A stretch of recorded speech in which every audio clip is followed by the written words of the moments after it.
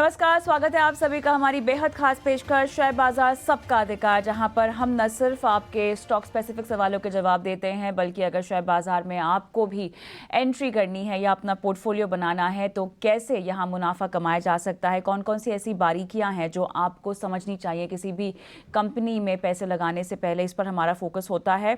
और आपके सवालों के जवाब आप हमसे पूछ सकते हैं। ये जो QR कोड आपकी स्क्रीन पर फ्लैश हो रहा है, इस पर जो है आप इसे स्कैन करें और व्हाट्सएप के ज़रिए आप सवाल पूछ सकते हैं। और साथ ही सोशल मीडिया पर भी हम अवेलेबल हैं, लाइव भी हैं और आपके सवालों को शो में शामिल करेंगे। बहुत ज़्यादा समय हम नहीं बिताएंगे और चलिए, हमारे साथ जीजी फाइनेंशियल के गौरांग शाह और अरिहंत कैपिटल के रत्नेश गोयल बने हुए हैं। आप दोनों का ही एक बार फिर से स्वागत है और धन्यवाद इतने लंबे इंतज़ार के लिए। आप बने रहें और दर्शकों की सहायता करेंगे। अब हमारे साथ राजेश प्रसाद साहब बिहार से भी जुड़ गए हैं फोन लाइन पर। नमस्कार राजेश जी। जी मैडम नमस्ते। जी सर, आपने किस स्टॉक में खरीदारी कर रखी है? ये मैडम मेरे पास IRCT का 2000 शेयर है मैडम। किस भाव पर?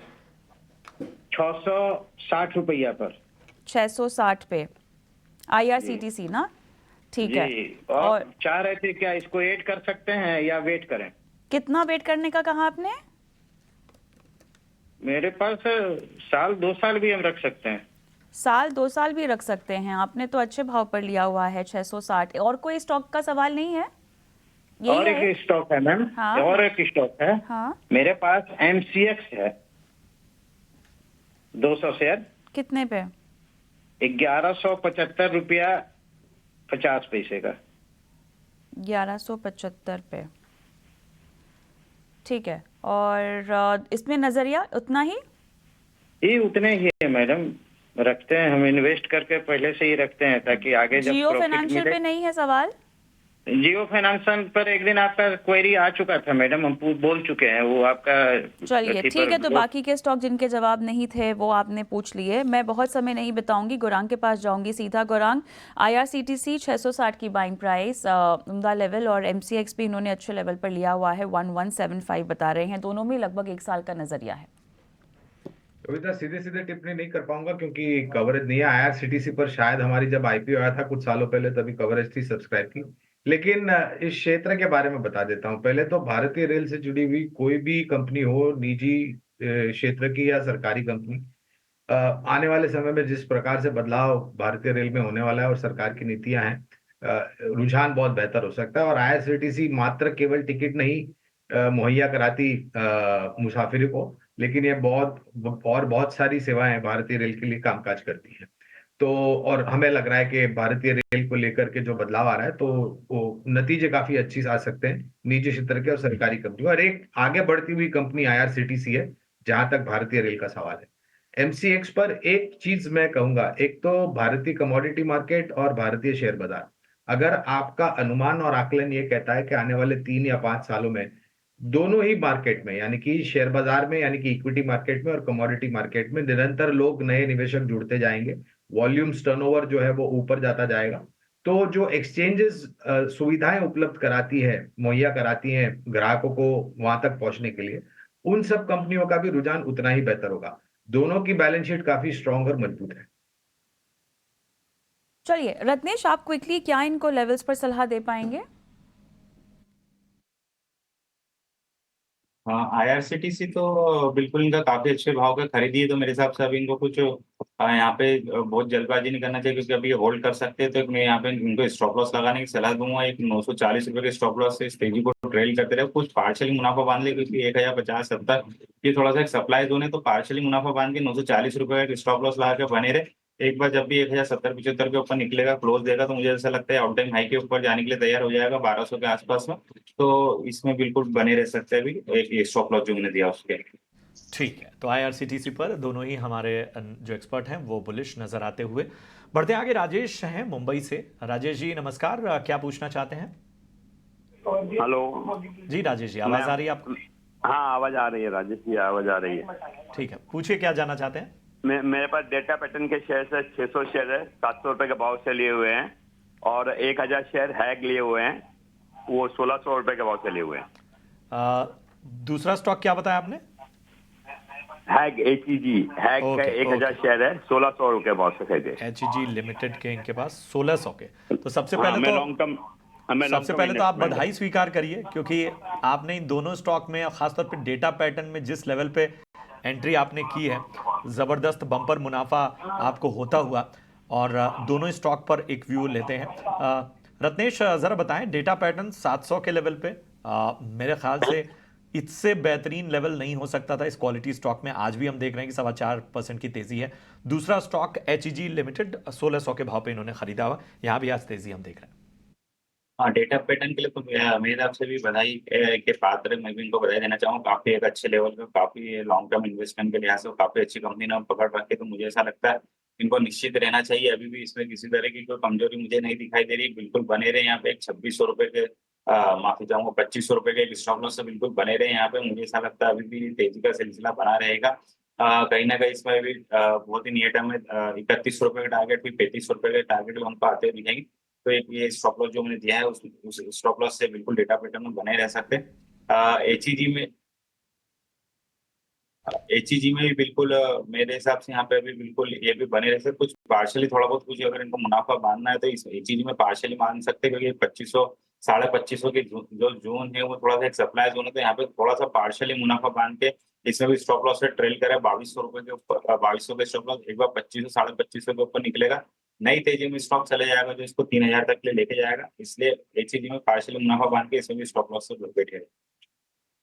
चलिए, तो ये है तमाम स्टॉक्स पर राय। लेकिन इस बीच हमारे साथ एक कंपनी का मैनेजमेंट भी जुड़ गया है। तिमाही आधार पर लेटेंट व्यू के नतीजे आए हैं, और अगर हम आय की बात करें तो 6% से ज़्यादा की बढ़त यहाँ पर दर्ज हुई है। मुनाफे में 37% का उछाल भी रहा है।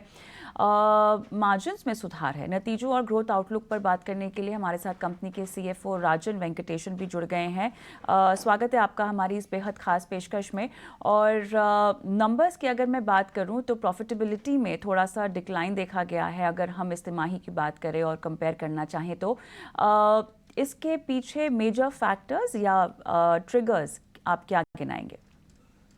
देखिए, जो आप हमारे सबसे पहले thanks for having us on the show. In terms of जो ओवरऑल रिजल्ट्स रहे, नतीजे रहे, काफ़ी हमारे हिसाब से डेफिनेटली ये क्वार्टर पॉजिटिव रहा है। तो रेवेन्यू ग्रोथ का आप देखेंगे तो compare to last quarter we clocked a revenue growth of about 3.5% plus 3.6%। Year on year basis पे तो 20% प्लस का ग्रोथ रिकॉर्ड किया है। मुनाफे की बात करें तो स्पेसिफिकली आप पैट को छोड़ के आप अगर एबिटा मार्जिन पे देखें, डेफिनेटली इस क्वार्टर में एबिटा मार्जिन जो है हमने एक्सपैंड किए हैं ऑलमोस्ट 23.5% पे इस क्वार्टर पे compare to 22% levels for the previous quarter. PAT जो है स्पेसिफिकली इस क्वार्टर में हमारा जो इम्पैक्ट हुआ है वो फॉरेक्स जो लॉस हुआ है। ये कुछ लोन्स हैं जो हमने अपनी इंटर कंपनी अपनी ग्रुप कंपनीज को दिए हैं। तो जो एक्सचेंज रेट फ्लक्चुएशन रहा है GBP और यूरो में, उसकी वजह से हमको थोड़ा नुकसान बुक करना पड़ा। तो उस वजह से जो है प्रॉफिट थोड़ा सा हल्का सा जो इस क्वार्टर में है कंपेयर टू लास्ट क्वार्टर नीचे आया। बिल्कुल। Rajan ji, good morning. प्रशांत बात कर रहा हूं, और सबसे पहले तो आपकी हिंदी सुन के मुझे बड़ा अच्छा लगा। इतनी स्पष्ट हिंदी, और मैं आपकी प्रोफाइल और बाकी देख रहा था बाकी चीज़ें, बहुत ही एक्साइटिंग प्रोफाइल, बहुत ही शानदार जर्नी आपकी रही है। तो सबसे पहले तो मुझे हिंदी ने बहुत प्रभावित किया। चलिए अब कारोबार पे आते हैं। रेवेन्यू ग्रोथ की अगर हम बात करें तो जो एग्जिस्टिंग क्लाइंट्स हैं वो बहुत बड़ा फैक्टर इसमें अदा कर रहे हैं, एक बहुत बड़ा रोल है, उनकी बड़ी भूमिका है। किस तरह की आगे बातचीत चल रही है नए जो आपके क्लाइंट्स हैं और जो नए होराइजन हैं उनको लेके? देखिए, लास्ट ईयर जो है डेफिनेटली हमारा बल्क ऑफ द जो ग्रोथ रहा है, ये सिर्फ लास्ट ईयर की बात नहीं है। हमारा हमेशा ये स्ट्रैटेजी रहता है कि फॉर्च्यून 500 कंपनीज को पकड़ के चलते हैं हम लोग, क्योंकि यहाँ पे जो है एंट्री मिलना मुश्किल होता है, बट वंस आप एंटर करते हैं तो you can have multi year relationships. तो you can build these relationships over several years, right. तो यही हमारा जनरली स्ट्रैटेजी रहता है। तो किसी भी साल में आप देखेंगे तकरीबन 85% जो ग्रोथ रहता है वो हमारा एग्जिस्टिंग अकाउंट से आता है, जो 15% आता है वो न्यू अकाउंट से रहता है। बट जो न्यू अकाउंट्स का जो पहले ईयर 1 का जो रेवेन्यू रहता है वो काफी थोड़ा नीचे रहता है, बट आगे के सालों में वो रेवेन्यू कंट्रीब्यूशन में ज्यादा there is higher contribution from some of those new clients that we had. जबकि आगे जाके जो आउटलुक रहेगा डेफिनेटली अगले साल हमारा ये फोकस रहेगा कि जो हमने इन्वेस्टमेंट्स किए लास्ट ईयर, तो आप देखेंगे कि हमने लास्ट के साल के बिगिनिंग में हमने ये बताया था कि जो सेल्स मार्केटिंग साइड में जो है हमने काफ़ी इन्वेस्टमेंट्स किए, जिसकी वजह से साल के स्टार्टिंग में आप देखेंगे हमारे मार्जिन भी थोड़े कम रहे थे। तो वो जितने इन्वेस्टमेंट्स हैं हमने सारे के सारे हम ऑलरेडी कर दिए हैं। अब आगे जाके इनके we should start seeing results coming in the coming year. तो डेफिनेटली ये एक्सपेक्टेशन है कि इस साल में जो है न्यू अकाउंट्स जो है they should contribute close to about 10%। Last year जो है हिस्टोरिकल लेवल से थोड़ा सा कम रहा है, but next year definitely overall जो रेवेन्यू है उसमें से 8 से 10% जो रेवेन्यू है वो न्यू अकाउंट से आना चाहिए। यहाँ पर जानना चाहेंगे आपसे मार्जिन्स को लेकर आपकी आने वाली तिमाहियों में क्या योजना है? 25 से 28% तक का टारगेट आप इस साल के अंत तक क्या अचीव कर पाएंगे?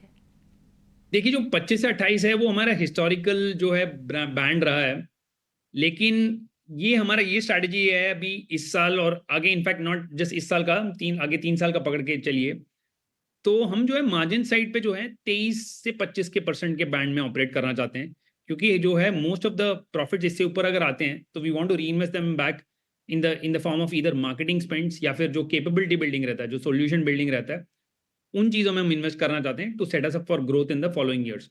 तो ये जो बैंड रहेगा ये 23 से 25% इस बैंड में हम लोग ऑपरेट करना चाहते हैं, तो वही गाइडेंस भी रहेगा इस साल के लिए। ऑलराइट, बहुत बहुत धन्यवाद, समय निकाला आपने और नतीजों पर विस्तार से बातचीत की, सवालों के जवाब दिए। लेटेंट व्यू पर हमारे जो आज के मेहमान हैं उनका क्या कहना है एक बार जान लेते हैं। गौरांग, आपके पास आऊँगी मैं, आपके कवरेज में है क्या ये कंपनी, और मैनेजमेंट की बातचीत सुनकर आप कोई राय रखना चाहेंगे? कविता, इस कंपनी का आईपीओ दिसंबर 2021 में आया था। 585 के भाव पर जो अपर बैंड था वहां पर शेयर दिए गए थे। मुझे नहीं पता यहाँ पर कोई स्टॉक स्प्लिट या कोई बोनस वगैरह दिया गया है कि नहीं, वो जानकारी मेरे पास नहीं है, लेकिन जो भाव है कंपनी के लेटेंट व्यू के वो मेरे ख्याल से थोड़ा बहुत कवरेज नहीं, इसलिए विशेष रूप में मैं टिप्पणी नहीं कर पाऊंगा। और शायद जो मैंने आईपीओ के बारे में भी जो बात की है उसको लेकर के भी मेरे ख्याल से थोड़ा जो जानकारी है वो कम है हमारे पास, तो विशेष रूप में हम टिप्पणी नहीं कर पाएंगे इसका। चलिए, मेरे ख्याल से इसी के साथ आज के शो पर हमारा समय भी समाप्त हो चुका है। तो रत्नेश आपका, गौरांग आपका धन्यवाद, समय निकाला और तमाम सवालों के जवाब दिए, दर्शकों का मार्गदर्शन किया। और मुझे और प्रशांत को भी इजाज़त दें, लेकिन प्रशांत, हमने देखा बाजार की जो कमज़ोरी है उसमें कमी अब आती हुई दिखाई दे रही है, गिरावट कम हो रही है, और साथ ही mid cap small cap index अगर आप देखें तो यहाँ लगभग आधे % तक की तेज़ी दिखाई दे रही है। तो देखते हैं आने वाले कुछ घंटों में बाजार की चाल किस ओर करवट लेती है, लेकिन फिलहाल हम दोनों को इजाज़त दे इस पेशकश में।